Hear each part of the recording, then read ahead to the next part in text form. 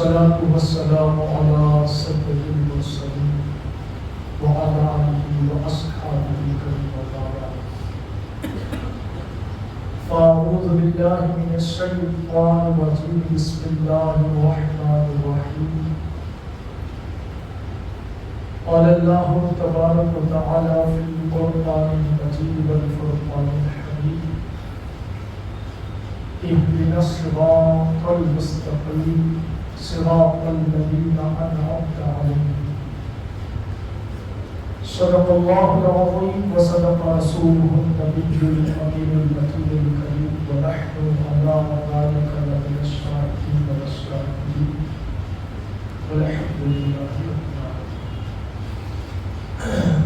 آئیے کچھ عرض و معرض سے قبل گفتگو سے پیش کر سب سے پہلے گفتگو خدمت رام فرمانے والے آپ کا مولا جناب احمد مصطفیٰ محمد مصطفیٰ صلی اللہ تعالی علیہ وسلم کی مقدس بارگاہ مقدس میں اپنی اپنی غلامی کا ثبوت پیش کرتے ہوئے محبت و خلوص کے ساتھ درود کی شکل میں تحفہ پیش کریں. سیدنا شفیعنا حبیبنا مولانا محمد وسلم صلاۃ و سلام علیک یا حبیب یا رسول اللہ صلی اللہ تعالی علیہ وسلم.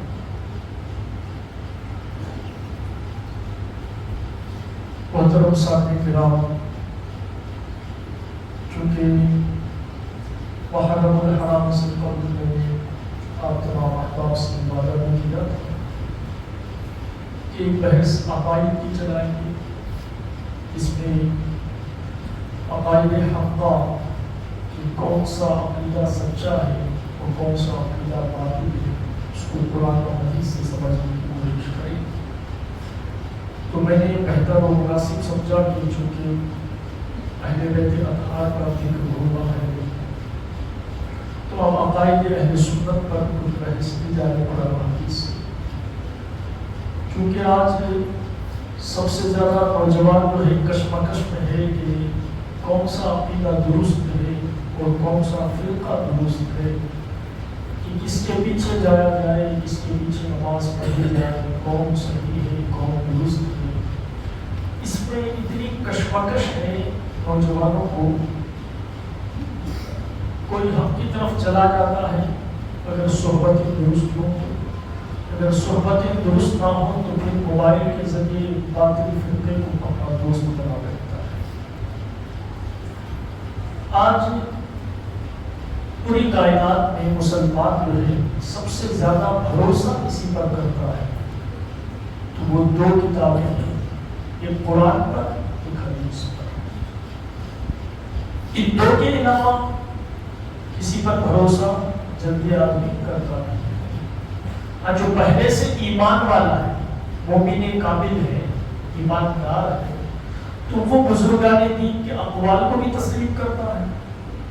لیکن جو ابھی جس کا ایمان ابھی پختہ نہیں، کشمکش میں ہے کہ راستہ کون سا درست ہے، وہ قرآن و حدیث ہی سے راستہ تلاش کرنے کی کوشش کرتا ہے. اچھی بات ہے، کیونکہ ہمارا راستہ قرآن و حدیث ہی سے مل سکتا ہے. تو لہذا نوجوان غلط راستے پر، غلط روش پر جانے کی سب سے بڑی وجہ ہے کہ فیس بک ہے، انسٹاگرام ہے. پہلے سسٹم کیا تھا، بڑی بڑی ویڈیو بنتی تھی اور یہ ہے شارٹ ویڈیو زیادہ چل رہی ہے. انسٹاگرام پہ اکثر شارٹس چلتے ہیں تو وہ شارٹس کے چکر میں گمراہی زیادہ پھیلتی ہے. کسی نے ایک آیت ڈال دی، آیت کریمہ ڈال دی، اس کا ترجمہ ڈال دیا، پھر جو ہے یہ تو قرآن کا ترجمہ ہے، اس کا مطلب ایسا ہے، تو ہم جو کر رہے ہیں وہ غلط ہے. یہ انسان کے ذہن کے اندر جو ہے پیدا ہوتا ہے. کلام اس وقت تک سمجھ میں نہیں آتا جب اس کے آگے والی بات اور پیچھے والی بات نہ سمجھ میں آئے. مثال کے طور پر اب ابتدا سے آپ لوگ بیٹھے ہوئے تقریر میں، میں تقریر کرتا ہوں، آپ کو معلوم ہے کہ عنوان کیا ہے، آپ کو معلوم ہے عنوان کیا ہے.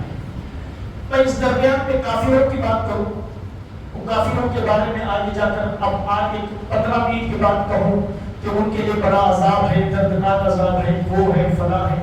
اب جو 15 منٹ بعد آیا پہلے کا کلام نہیں سنا. اب اس کو کیا معلوم کہ کس کے لیے دردناک عذاب ہے. کلام اس وقت تک سمجھ میں نہیں آتا جب آگے کا معلوم نہ ہو.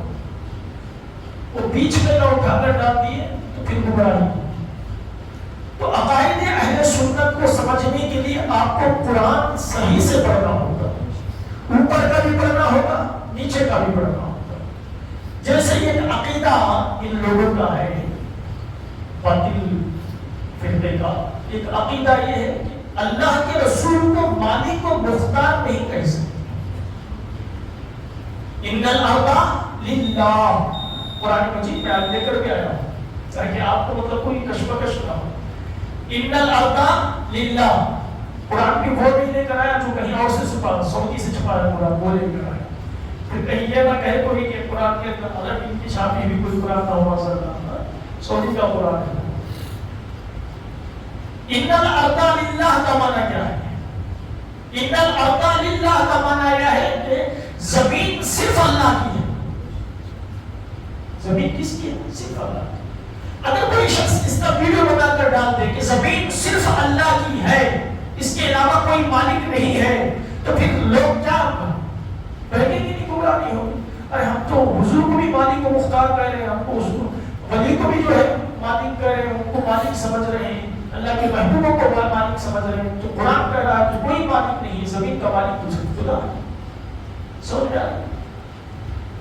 اب آپ قرآن اٹھائیے اس کو, یہ جو آیتیں چل رہی ہے کہ اللہ کے علاوہ کوئی مالک نہیں ہے, تو آپ اس کو اٹھا کر دیکھیں. آپ یہ قرآن پڑھنا ہے, آیت کریمہ بھی آپ کو بتا دوں گا, مجھے محسوس نہیں ہوگا, میں آپ کو بتا دوں گا. آیت قرآن مجید میں اس سے پڑھتا ہوں آپ کو. ان الارض للہ جو کہا گیا ہے, آپ اس کی پہلے والی آیت اٹھا کر دیکھیں گے تو یہ کلام حضرت موسیٰ علیہ السلام نے اپنی قوم سے کہا. کس سے کہا؟ اپنی قوم سے کہا.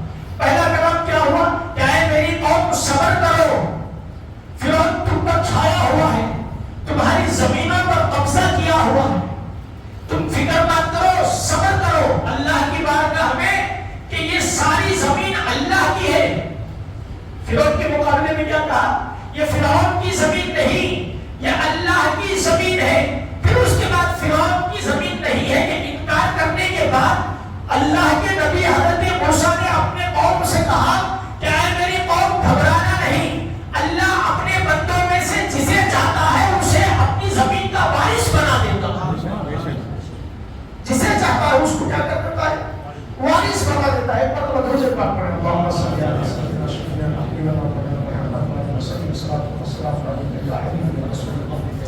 یہ سورہ انبیاء ہے. کون سا سورہ ہے؟ سورہ انبیاء ہے, آیت نمبر 105.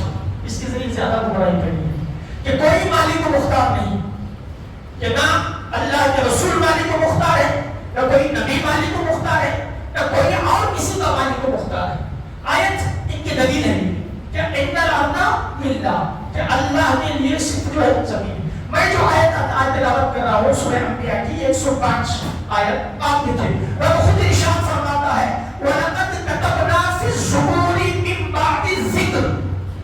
رب فرماتا ہے کہ ہم نے زبور کے اندر نصیحت کرنے کے بعد یہ لکھ دیا. کتبنا, ہم نے لکھ دیا, فی الزبور, زبور میں, من بعد الذکر, نصیحت کرنے کے بعد. یعنی ساری جب نصیحتیں ہو گئی, حضرت موسیٰ علیہ السلام بنی اسرائیل کی قوم پر ساری نصیحتیں مکمل ہوئی, تو رب فرماتا ہے اس کے بعد ہم نے لکھا. پوچھا مولا تو نے کیا لکھا؟ رب فرماتا ہے ان الارض یرثها عبادی الصالحون, کہ ہمارے جو نیک بندے ہیں نا اسے ہم زمین کا وارث بنا دیتے ہیں. زمین کا کیا کرتے ہیں؟ وارث بنا دیتے ہیں. کہ اگر مالک کو مختار نہیں, کسی زمین کا مالک کو مختار نہیں, تو پھر میں یہ کہتا ہوں کہ رب خود کہہ رہا ہے کہ ہم نیک بندوں کو, وہ صالحین میں سے ہو, انبیاء میں سے ہو, شہداء میں سے ہو, اللہ جسے پسند کرتا ہے اسے زمین کا مالک بنا دیتا ہے مالک. اگر کوئی آپ سے یہ کہے, مولوی یہ کہے نا آپ سے کہ نہیں صرف زمین کا مالک اللہ ہے, جمعہ میں کہیں, اب اس سے کہی حضرت میں زمین وہ 2 کھمبے لے لے کو تمہارے گھر کا نیاز نماز کے بعد تو میرے لے لو نماز کے بعد آ رہا ہوں کی بابا زمین اللہ کی ہے اعتراض مت کرنا آپ کے گھر میں کاٹ دو آپ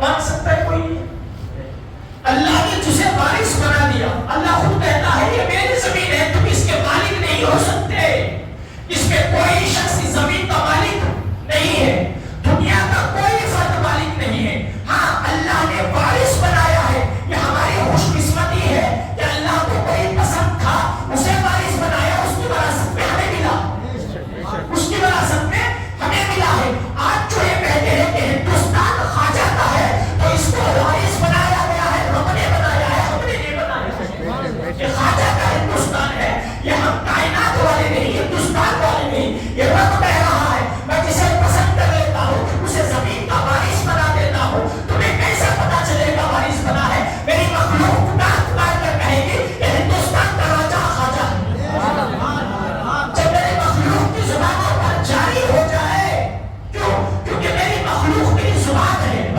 میری مخلوق کیا ہے میری زبان ہے جب میری مخلوق کی زبان پر جاری ہو جائے کہ فلاں کی زمین ہے فلاں کی ملکیت ہے تو پتا لگا لینا کہ میں نے اسے وارث بنا دیا بابا فرید جاتے یہ بڑی فریض تھی حضرت خواجہ غریب نواز رضی اللہ تعالیٰ کی میرے شکر رحمت اللہ تعالیٰ ان کے مرید نے یہ زمین ان کو گفٹ کر دیا تحفے میں دے دیا کہ دین کی کام کے لیے لگا حضرت نے اس زمین کو تحفتاً قبول کر دیا ابھی 2 سال گزرے تھے کوئی معاملہ نہیں تھا 2 سال کے بعد ایک آدمی کھڑا ہو گیا کیس کر دیا اس زمین کا یہ زمین میری میں یہ دلیل نہیں دے رہا ہوں اس کو دلیل نہیں سمجھ سکتی میں قرآن میں واقعہ بتا رہا ہوں کہ آپ کے لیے ہے غیر کے لیے میں قرآن پڑھوں گا غیر کے لیے دلیل کے طور پر قرآن پڑھوں گا کہا کیس کر دیا تو جج نے حضرت بابا فرید الدین گنج شکر کو عدالت میں بلایا حضرت حاضر ہو گئے حاضر ہونے کے بعد پوچھا کیا بات ہے کہ اس نے آپ پر کیس کیا ہے کہ آپ اس کی زمین پر زبردستی قبضہ کر کے بیٹھے ہیں بابا فرید نے فرمایا تجھے ایسا لگتا ہے میرے چہرے سے کہ میں نے اس کی زمین پر قبضہ کیا کہ جناب ایسا لگتا تو نہیں لیکن اس کا دعویٰ ہے نا اس کے لیے دلیل بھی تو چاہیے دعویٰ ہے اس کا میں آپ کا چہرہ دے کر تو فیصلہ نہیں کر سکتا کہ کس نے کہا کہ اس نے کہا کہ زمین اس کی ہے تو کہا میرے پاس تو دلیل نہیں ہے کوئی میرے مرید تھے اس نے مجھے تحفہ دے دیا تھا اور اس کا انتقال ہو چکا ہے اس کو دلیل کے طور پر لاگے رکھو ایک کام کرتے ہیں چلو تم جا کر اس زمین ہی سے پوچھ لو زمین کس کی ہے زمین سے پوچھ لو نا کس کی ہے اب وہ جج جو تھا نا پریشان ہوا کہا بابا کیسی بہکی بہکی باتیں کرتا ہے کبھی زمین بولتی ہے بابا فرید نے کہا زمین کبھی بولتی نہیں ہاں اگر میں کہہ دوں تو بولنا شروع کر دیتی ہے میں کہوں نا تو بولتی ہے تو ذرا جا تو صحیح اب نکلے سارے گئے زمین کے پاس کھڑے ہو کر بابا فرید نے ٹھوکر ماری کہا بتا تو صحیح ہے تو کس کے ہے اس نے کہا میرا مالک فرید ہے اسے خدا نے مالک بنایا اس نے بنایا خدا ہمارا عقیدہ بھی یہی ہے کہ ڈائریکٹ مالک نہیں خدا کے بنانے پر مالک خدا کے بنانے پر ساری کائنات کا مالک و مختار تنہا ہے کون ہے اللہ یہ عقیدہ ہے اچھا آج ہماری گمراہی اتنی بڑی ہے ہم سنی کس کو سمجھتے ہیں فاتحہ دلانے والا سنی انگوٹھے چوڑیاں تو سنی اقامت کے وقت کھڑے ہونا تو سنی یہ سنیت کی نشانی نہیں ہے سلام پڑھ لیا تو سنی مزمل بھی سلام پڑھ رہا ہوں ہے کہ نہیں تو سلام پڑھ لینے سے سنی ہو جاتا ہے کیا سلام پڑھ لینے سے کوئی سنی نہیں ہو جاتا فاتحہ دلا دینے سے کوئی سنی نہیں ہو جاتا قبلے کی رخ کھڑے ہو کر کوئی درود پڑھنے مصطفیٰ پڑھنے سنیت کی علامت نہیں ہے سنیت کی علامت یہ ہے کہ میرے حبیب کے بارے میں عقیدہ کیا رکھتا ہے علامت یہ ہے کہ میرے حبیب کو سچا اور پکا جانتا ہے علم غیب کا انکار نہیں کرتا مصطفیٰ کے بارے میں یہ نہیں کہتا کہ پیٹ پیچھے کا علم نہیں ہے تب جا کر سارے عقیدے درست ہے تو سنی فاتحہ دلا کر کہے کہ مصطفیٰ کو پیچھے کا علم نہیں وہ کیسا سنی سلام پڑھ کر کہے کہ حضور میری بات سنتے نہیں ہے، کیسا سنتے ہیں؟ سنیت کی علامت درود و سلام نہیں ہے، درود و سلام نہیں ہے۔ آپ اس قوم کی طرف نہ جائیں، وہ قوم جو نیچے کی قوم ہے۔ اس قوم کا تو حال یہ ہے کہ اس قوم نے تو یہ عقیدہ بنا لیا معاذاللہ، اللہ کے رسول صلی اللہ تعالی علیہ وسلم کے والدین حضرت عبداللہ اور حضرت آمینہ کو کافر کہتے ہیں۔ یہ لوگ یہ تو اس طرف والے تھوڑے سے عقیدے میں بالکل تھے، اس سے خطرناک عقیدے والے ہو گئے، اس سے جس جو نبی ہے جن کا کلمہ پڑھتے ہیں ان کے بارے میں یہ عقیدہ ہے ان کا۔ کیا عقیدہ ہے؟ کہ اللہ کے رسول کے والدین کافر ہیں، معاذ اللہ۔ اللہ کے رسول صلی اللہ علیہ وسلم نے ارشاد فرمایا، حدیث پاک ہے کہ لم ازل انقل من اصلاب الطاہرین الی ارحام الطاہرات۔ حضور فرماتے ہیں کہ یاد رکھو میں منتقل ہو کر آیا ہوں۔ کیا ہو کر آیا ہوں؟ میں منتقل ہو کر آیا ہوں۔ پہلے جو منتقل ہوا پاک پشتوں میں منتقل ہوا، پاک پشتوں میں منتقل ہوا، پھر پاک پشتوں سے پاک ارحام کی طرف منتقل ہوا، پاک ارحام کی طرف منتقل ہوا۔ حضور کیا کہہ رہے ہیں؟ پاک کہہ رہے ہیں، اور قرآن کیا کہتا ہے؟ انما المشرکون نجس۔ مشرک جو ہے وہ ناپاک ہے۔ مشرک کیا ہے؟ ناپاک ہے۔ تو جو شخص اللہ کے رسول کے والدین کو مشرک سمجھ رہا ہے، کافر سمجھ رہا ہے، تو اس کا مطلب یہ ہے کہ وہ حضور کے والدین کو ناپاک سمجھ رہا ہے۔ معاذ اللہ، کیا سمجھ رہا ہے؟ ناپاک سمجھ رہا ہے۔ حضور کہہ رہے ہیں کہ قرآن کہتا ہے کہ کافر ناپاک ہے، اور میں کہتا ہوں کہ میں پاک پشتوں سے آیا ہوں۔ اس کا مطلب یہ ہے کہ میری ماں بھی مومنہ ہے، میرا باپ بھی مومن ہے۔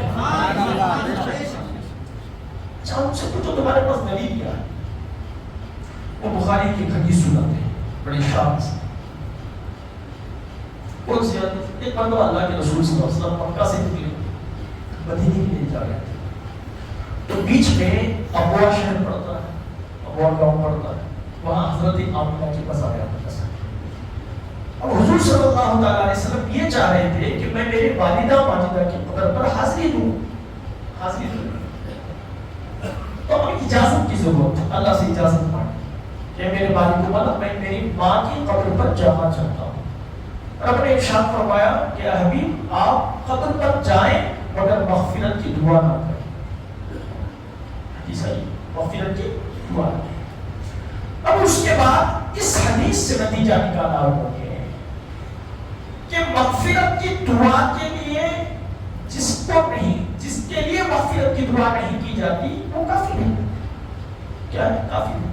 اللہ نے ان کو مغفرت کی دعا سے منع کیا، اس کا مطلب یہ ہے کہ وہ کافر ہے۔ یہ دلیل ہے، قرآن پڑھ رہا ہوں۔ قرآن کیا کہتا ہے؟ اب ایک تو ان کی بات یہ غلط ہے۔ اچھا، ایک تو اللہ نے اجازت دی، کس کی اجازت دی؟ قبر پر جانے کی اجازت۔ اب قرآن کیا کہتا ہے؟ قرآن کہتا ہے فَلَا تُصَلِّ عَلَىٰ أَحَدٍ مِّنْهُمْ مَاتَ أَبَدًا وَلَا تَقُمْ عَلَىٰ قَبْرِهِ۔ کہ حبیب کوئی کافر مر جائے تو اس کی نماز نہ پڑھانا، اس کے قبر کے پاس مت جانا، اس کی قبر کے پاس مت جانا۔ قرآن کہہ رہا ہے وَلَا تَقُمْ۔ سورہ توبہ ہے، آیت نمبر 80-4 آپ پڑھ سکتے ہیں۔ یعنی اللہ کے رسول کو حکم تھا، یہ کس کیا حکم تھا کہ کسی کافر کی قبر پر نہیں جا سکتے، کسی کافر کی قبر پر نہیں جا سکتے۔ اب اللہ کی بارگاہ میں جب اجازت مانگی کہ میں ماں کی قبر پر جانا چاہتا ہوں تو اللہ نے اجازت دی۔ اگر کافرہ ہوتی تو اللہ کی جانب سے اجازت نہ ہوتی۔ اجازت دینے کا مطلب یہ ہے کہ مومن ہے، اجازت دینے کا مطلب یہ ہے کہ مومن ہے، تبھی اجازت بھی اب اللہ کے رسول نے۔ اب ان کا اعتراض یہ ہے کہ جواب تو ہم مانتے ہیں آپ کا کہ صحیح ہے کہ اللہ نے اجازت دی، پھر مغفرت کی دعا کرنے کا انکار کیوں؟ مغفرت کی دعا سے اللہ نے کیوں روکا؟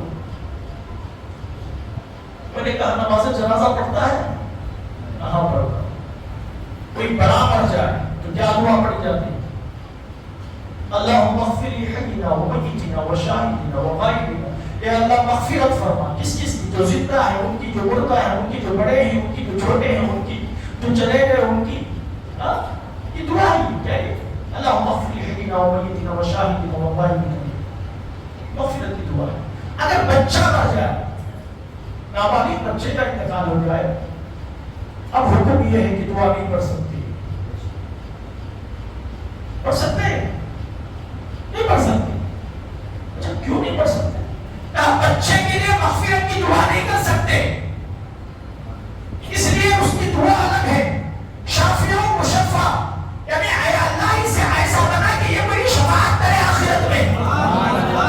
اسے ایسا بنا، اسے مغفرت کی دعا نہیں کر سکتے. پوچھا کیوں نہیں کر سکتے؟ کہا جس کے گناہ نہ ہو اس کے لیے مغفرت کی دعا نہیں کر سکتے. جس کے لیے مغفرت، انبیاء نبی ہے نا، نبی کے لیے آپ یہ نہیں کہہ سکتے یا اللہ حضرت محمد مصطفیٰ صلی اللہ تعالیٰ علیہ وسلم کو بخش دے، معاذ اللہ. حرام ہے. کسی نبی کو بخشش کی دعا نہیں کر سکتے، حرام ہے. سب کے نزدیک حرام ہے. کیوں؟ کیونکہ وہ ان کے پاس گناہ ہی نہیں، ان کے لیے بخشش کیا ہے؟ تو رب نے کہا کہ اے حبیب تم جانا قبر پر، بخشش کی دعا مت کرنا، بخشش کی دعا مت کرنا. کہا کیوں بولا؟ ارے جس کے پیٹ میں تو بلا ہو اسے بخشش نہیں کرنا. وہاں بخشش نہیں. قبر پر جانے کا مطلب یہ ہے کہ ایمان ہونا ثابت ہو چکا، اور مغفرت کی دعا سے بنا اس لیے کیا گیا جو پہلے سے بخشا ہوا اس کی مغفرت کی دعا نہیں کی جاتی، نہیں کی جاتی اس کی مغفرت کی دعا. اب وہ معاملہ یہ اٹھا کر اس کو والدین کافر ہیں، کافر ہیں، کتنا بڑا غلط ہوتا ہے. اپنی والدہ ماجدہ کے لیے تو ہوگا جو کافرہ گئی ہے عقیدہ لے کے، یہ عقیدہ لے کے گئی ہے، اس کے لیے ہوگا معاف کرنا، معاف کرنا. یہ ناجائز ہے. ایک کافرہ کے واسطے مغفرت کی دعا نہیں کر سکتا، کافرہ کے واسطے مغفرت کی دعا نہیں کر سکتے. جو غلط عقیدہ لے کر چلا گیا، یہ زندگی پر کہتا رہا کہ اللہ کے رسول کے والدین کافر ہیں، وہ مر گیا، اب اس کا نماز جنازہ بھی نہیں پڑھ سکتے، اس کے لیے مغفرت کی دعا بھی نہیں کر سکتے. اب لوگوں سے کہا جائے کہ اس کی جنازہ نہیں پڑھی جا سکتی، چھوڑو تمہارے کاروبار ان کے ساتھ ہی چلو. کاروبار بڑا ہے، دین بڑا ہے، شریعت مصطفیٰ بڑی ہے. قرآن پر عمل ہمارا سب سے اولین ہونا چاہیے، سب سے اولین. بعد میں سارے معاملات ہیں جو حضور کا دشمن ہے، جو خدا کا دشمن ہے. قسم خدا کی وہ مرتے دم تک ہمارا بھی دشمن ہے، ہماری نسلوں کا بھی دشمن ہے. تجارتیں تو اللہ بغیر حساب، اللہ جسے چاہتا ہے اسے بغیر حساب و کتاب کی رزق دیتا ہے. اگر ان کے پیچھے بھاگو گے تو جو تمہارا کاروبار بڑا سا بڑا ہے وہ بھی آپ کو کر دے گا، وہ بھی تباہ و برباد کر دے گا. پھر یہ ترستے رہ جاؤ گے کہ مجھے کھانے کا محتاج بنا دیا. بنا اس لیے دیا کہ تم نے مجھ سے دوستی کی جس نے مصطفیٰ سے دشمنی کی، مصطفیٰ سے دشمنی کی. اب یہ عقیدہ میں آپ کو کا بتاؤں. اچھا وہ آپ کو تعجب ہوگی، امام شافعی رحمۃ اللہ علیہ، امام شافعی کی کتاب کو یہ تو نہیں مانتے، یہ مانتے اس سے فتویٰ لکھا جاتا ہے. وہ ہر مفتی اسی سے فتویٰ لکھتا ہے. انہوں نے لکھا اپنی کتاب میں کہ حضرت یونس علیہ السلام جس مچھلی کے پیٹ میں تھے وہ مچھلی کا مرتبہ عرش اعظم سے بھی بلند ہے. اس سے بلند ہے مچھلی کا مرتبہ، حضرت یونس کا نہیں، حضرت یونس کا نہیں. میں نے کہا ہے یونس علیہ السلام اب 40 دن جس مچھلی کے پیٹ میں رہ جائیں وہ مچھلی کا مرتبہ عرش اعظم سے بلند ہو جائے، اور جو حبیب خدا جس کے پیٹ میں رہ رہا ہے 9 ماہ تک، اس کے پیٹ کا عالم کیا ہوگا، اس کے پیٹ کا عالم کیا ہوگا. یہ آپ کے لیے نہیں، ان کے لیے نہیں. ان کے لیے تو دوسری کتابیں ہیں، قرآن دلیلیں ہیں ان کے لیے. یہ نہ کہے کہ مطلب اپنی کتابوں سے دلیل پیش کر رہا ہوں. اب یہ دیکھیے دوسرا عقیدہ ان کا یہ ہے، دوسرا باطل عقیدہ یہ ہے.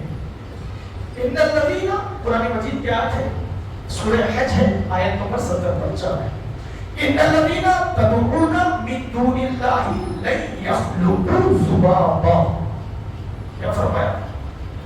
اللہ رب ارشاد فرماتا ہے کہ تم جسے پکارتے ہو نا، تم جسے پکارتے ہو اللہ کے سوا، اللہ کے من دون اللہ، لن یخلقوا ذبابا، وہ یہ پکھی بھی پیدا نہیں کر سکتے.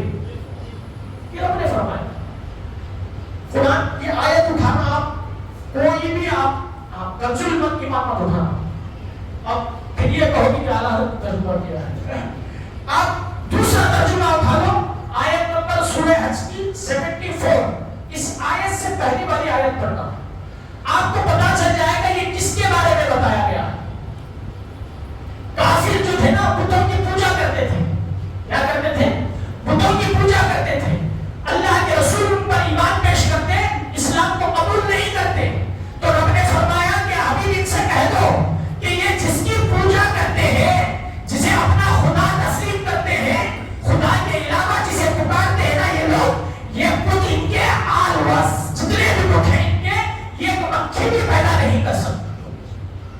اب یہ مانتے ہی نہیں, یہ اللہ کے علاوہ جتنے بھی ہیں سب ایسے ہی ہیں, کوئی پیدا نہیں کر سکتا. اس لیے کسی کے پاس مدد مانگنا جائز نہیں ہے, نہ ولی کے پاس, نہ نبی کے پاس, نہ مصطفیٰ کے پاس. ان کا کسی کے پاس مدد ہے. اب قرآن سو رب ارشاد فرماتا ہے وَإِذْ تَخْلُقُ مِنَ الطِّينِ كَهَيْئَةِ الطَّيْرِ. سورہ آل عمران ہے, آیت نمبر 150. یعنی کہ کیا ہے, حضرت عیسیٰ علیہ السلام جانتے ہیں ان کو روح اللہ کہتے ہیں. کیا کہتے ہیں؟ روح اللہ کہتے ہیں. ایک دن انہوں نے کیا کیا, تھوڑا سا پانی دیا. قرآن کہہ رہا ہے تھوڑا سا پانی دیا, مٹی لے لی, پانی کو مٹی میں مکس کر دیا, گلایا. گلانے کے بعد اپنے ہاتھوں سے ایک پرندہ بنایا. کیا کیا؟ اپنا ہاتھوں سے ایک پرندہ بنایا. فخور کیا کیا؟ پھونک ماری اس کو. رب کہتا ہے جیسے ہی میرے روح اللہ نے پھونک ماری, میں نے اسے زندہ بھی کر دیا, اس میں روح ڈال دی اور وہ اڑنے لگا. کیا لگا؟ اڑنے لگا. اب یہ قرآن کی آیت ہے کہ نہیں؟ اب حضرت عیسیٰ علیہ السلام خدا تو نہیں, معاذ اللہ, خدا تو نہیں, من دون اللہ. وہ کہہ رہا تھا نا کہ اللہ کے علاوہ کوئی بھی ہو, اس آیت سے ثابت کرنے کی کوشش کرتے ہیں. بتوں کی آیتوں سے یہ ثابت کرنے کی کوشش کرتے ہیں کہ اس میں سب داخل ہے. میں کہہ رہا ہوں یہ عیسیٰ خدا نہیں ہے, لیکن پرندہ اپنے ہاتھوں سے بنا کر پھونک رہے ہیں. اب مجھے کائنات والوں بتاؤ, روح ڈالنا جسم میں کس کا کام ہے؟ خدا کے علاوہ کوئی روح نہیں ڈال سکتا, کسی کے اندر نہیں ڈال سکتا. تو مطلب یہ ہے کہ حضرت عیسیٰ جو نبی ہے وہ پرندے کے اندر روح ڈال رہے ہیں. رب کہتا ہے عیسیٰ کی طاقت نہیں ہو ڈالے گی, اس کا خدا اسے طاقت دے رہا ہے. کون دے رہا ہے؟ اس کا خدا اس کو طاقت دیتا ہے. جیسے ہی خدا کا حکم ہوتا ہے روح چلی جاتی ہے. خود کی طاقت نہیں ہے, خدا کی طاقت ہے. مطلب یہ ہے کہ جو اللہ کے بندے ہیں نا وہ مکھی نہیں پورا پرندہ پیدا کر سکتے ہیں. کیا کر سکتے ہیں؟ پرندہ پیدا کر سکتے ہیں. ہاں تمہارے جو بت ہے نا جسے تم کہتے ہو کہ پیدا نہیں کر سکتے, وہ یقیناً ہمارا عقیدہ ہے کہ بت کوئی مکھی بھی پیدا نہیں کر سکتا. جو اللہ والے ہیں وہ جو چاہے وہ خدا کے حکم سے پیدا کر سکتے ہیں. فرق سمجھے نا, ازلی ہے اس کا علم, اس کا علم خدا کا علم ازلی ہے, یعنی کبھی ختم نہیں ہو سکتا. اسی کو کس نے علم دیا نہیں ہے, یہ نہیں کہ کسی نے اس کو سکھا دیا. معاذ اللہ, اگر کوئی یہ عقیدہ بنائے کہ اللہ کو کسی نے سکھایا, معاذ اللہ کافر ہو جائے گا, اسی وقت ایمان سے خارج ہو جائے گا. اللہ کو کسی نے سکھایا نہیں, نہ نبیوں نے, نہ ولیوں نے, نہ صالحین نے, نہ شہداء نے. سب یہ جتنے بھی ہیں سب خدا کے محتاج ہیں. اللہ تبارک و تعالیٰ اپنے حکم سے یہ طاقت لیتا ہے اور خدا کے حکم سے یہ مخلوق کی مدد کے لیے آئے ہوئے ہیں. تو خدا مدد کو لیے بھیجے زمین پر اور مدد بھی نہ کرے, یہ کیسی خوف ہے جسے خدا کہے کہ مدد کے لیے میری مخلوق کی مدد کے لیے بھیجا ہو, وہ کہتے مدد نہیں کر سکتے. یہ کوئی قوم ہے؟ ارے پھر تم نے تو خدا کا دعویٰ کر دیا کہ خدا جس کو بھیجا وہ مدد نہیں کر سکتے. بات اللہ اب بھیجا ہی مدد کے لیے, بھیجا ہی مدد کے لیے. اور وہ آیت نکال کر کہہ دیا کہ اللہ نے ایک جگہ ارشاد فرمایا کہ حبیب ہدایت ہم دیتے ہیں, ہدایت آپ نہیں دیتے. یہ غلط آدمی, آپ ہدایت نہیں دیتے. اس سے کہتے ہیں کہ اللہ اللہ کے رسول کسی کو ہدایت نہیں دے سکتے. قرآن کو سمجھنے کی ڈھنگ ہے. مصطفیٰ کی گستاخی نہیں کرنی چاہیے. جانور ذبح کرتے ہیں آپ, کس کا نام لیتے؟ حضور کا نام لے لیے تو جانور ذبح ہوگا. نام اتنا پیارا ہے اللہ کے رسول کا, لیکن جانور ذبح نہیں ہوگا. جانور تو اللہ کے نام ہی سے ذبح ہوگا. کیوں حضور کے نام پر روکا گیا جانور ذبح کرنے سے؟ وہ اس لیے کہ وما ارسلناک الا رحمۃ للعالمین, رحمت للعالمین بنا کر بھیجا ہوں. جہاں خون بہ رہا ہے وہ میرے حبیب کا نام نہیں, خدا کا نام لو.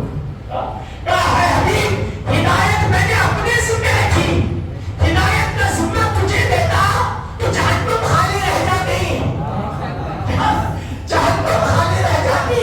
تجھے نہیں دیا, تجھے رحمت للعالمین بنا کر بھیجا ہے. تو اتنا رحیم ہے, اتنا رحیم ہے. ابو جہل پر بھی رحم کرتا ہے, منافقوں پر بھی رحم کرتا ہے, کافروں پر بھی رحم کرتا ہے, ابو طالب پر بھی رحم کرتا ہے, ابو لہب پر بھی رحم کرتا ہے. اگر تیرے حق میں دے دیتا تو ساری جنت بھر دیتا, جہنم خالی رہتا.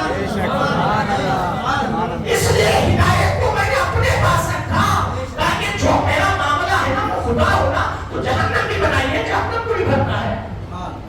یہ دونوں سے جو ہے ان کو بھرنا ہے نا. اس لیے جس نے مصطفیٰ کے خلاف عقیدہ بنا رکھا ہے بھرنا ہے. لہٰذا اگر تجھے دے دوں گا تو سب کو معاف کر دے گا. تو کیا کر دے گا؟ سب کو معاف کر دے گا. نہیں ایسے نہیں ہونے دوں گا, ہدایت کر رکھوں گا. یہ قرآن کو سمجھنے کا طریقہ ہے. اس میں سے نقص نکال رہے ہیں. نہیں حضور ہدایت نہیں دے سکتے, حضور ہدایت نہیں. ارے سمجھ تو صحیح, ہدایت کو اللہ نے اپنے پاس رکھا کیوں ہے؟ یہ رحمت ہے. اس طرف اگر رحمت للعالمین ہونے کے باوجود اب کسی کے اللہ کے رسول کسی کافر کو بچا کر جنت میں نہ لے جائے تو پھر کیا ہوگا؟ رحمت کس کام کی؟ اس لیے کہا ہدایت میرے پاس رہے, رحمت آپ کے پاس رہے. اب بخشوانا, اب کسے بخشوانا؟ اب اسے بخشوانا جو آپ کا ہے, اب اسے بخشوانا جو آپ کا ہے نا, اسے بخشوانا. کیونکہ رحمت بھی دیتی ہے آپ کے ہاتھ میں, مغفرت بھی دیتی ہے آپ کو. ہدایت میں رکھتا ہوں, ہدایت کیا کرتا ہوں؟ میں رکھتا ہوں. درود پاک پڑھیں. اللہم صلی علی سیدنا شفیعنا حبیبنا مولانا محمد بارک وسلم صلاۃ و سلام علیک یا حبیب یا رسول اللہ صلی اللہ تعالی علیہ وسلم. آخری بات کروں, آخری شفاعت کا عقیدہ کروں. شفاعت کا عقیدہ یہ ہے ان لوگوں کا کہ روز حشر کوئی مدد نہیں کر سکتا, کوئی بھی کسی کو بچا نہیں سکتا. جتنا بھی دیر میں اس فاتحہ پڑھتے ہیں کسی کو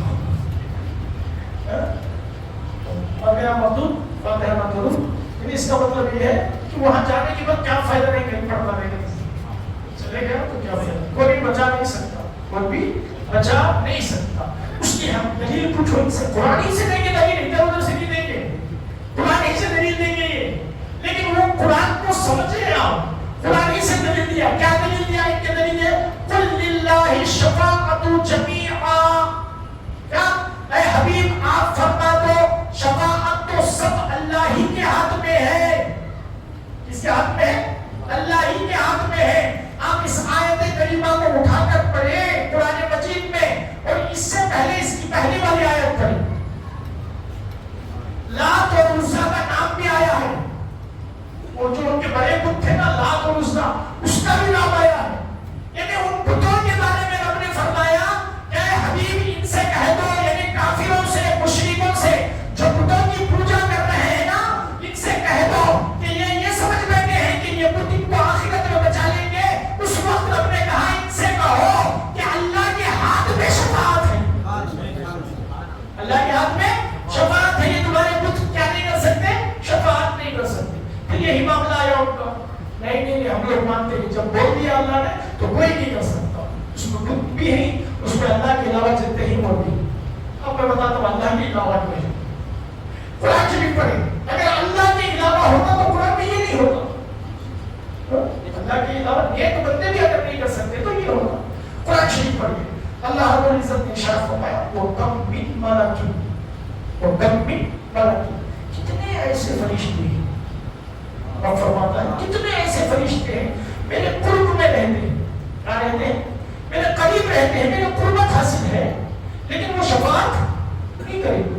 کیا نہیں کریں گے؟ شفاعت نہیں کریں گے. پھر اب کہتا میں ان سے جس کو چاہوں گا، قریب میں تو رہتے ہیں لیکن میں جس کو چاہوں گا ان سے کہوں گا کہ آئے فرشتوں کھڑے ہو جاؤ، میرے بندوں کی شفاعت کرو۔ کون سے دن؟ قیامت کی کہے گا رب تبارک و تعالیٰ۔ پھر رب کہتا ہے وہ فرشتے کھڑے ہوں گے اور جسے چاہیں گے اسے شفاعت کر کے جہنمی کو جنتی بنا دیں گے۔ کون کر رہے ہیں شفاعت؟ فرشتے۔ فرشتے خدا ہیں کیا؟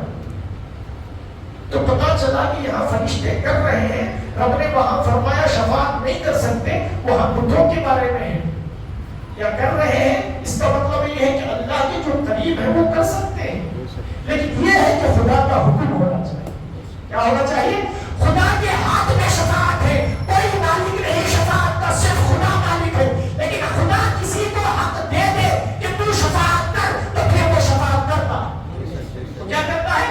شفاعت کرتا ہے۔ میں نے پوچھا ہے میرے مالک کو، بولا ذرا فرشتوں کی ڈیفینیشن تو بتائیے، فرشتے کا اعلیٰ کام کیا ہے؟ رب نے فرمایا ان اللہ وملائکتہ یصلون علی النبی، یہ فرشتے کرتے یہ ہیں، ان کا اعلیٰ کام یہ ہے کہ میرے نبی کو درود و سلام پڑھتے ہیں۔ ان کا اعلیٰ کام کیا ہے؟ درود و سلام پڑھتے ہیں۔ میں نے پوچھا جب درود و سلام پڑھنے والے فرشتے ہیں وہ شفاعت کر سکتے ہیں تو جس پر درود پڑھ رہے ہیں وہ شفاعت نہیں کر سکتا۔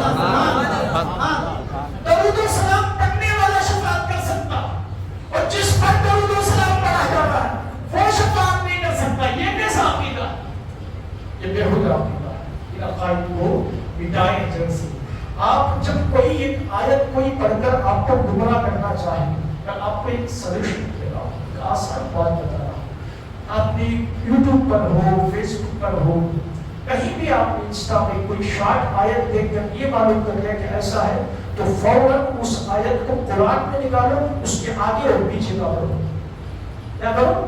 آگے اور پیچھے کا پڑھو، تب سمجھ میں آئے گا یہ کس کے بارے میں رب نے فرمایا ہے اور کیوں فرمایا ہے۔